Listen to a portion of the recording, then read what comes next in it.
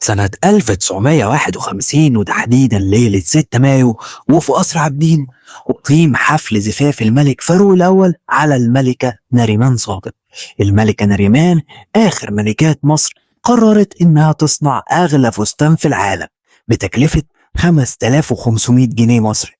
صممت الفستان دار الأزياء الفرنسية جيرمان ليكونت. طوله كان 30 متر من قماش الستان واشتغل فيه 20 شخص ل 4000 ساعة عمل، يعني 5 شهور ونص من العمل المتواصل. اللي خلى الفستان غالي هو ترصيعه ب25 ألف قطعة ألماظ ستراس عشان يوصل وزنه ل 12 كيلو. كمان الملكة نريمان اشترت 35 فستان و35 زوج من الأحذية من نفس الظهر. ولو فاكرين إن 5500 جنيه كان مبلغ قليل، تعالوا أقول لكم إنه في نفس السنة 1951 كان الجنيه المصري بيشتري جنيه دهب. يا ترى فستان فرحكم كان بكام؟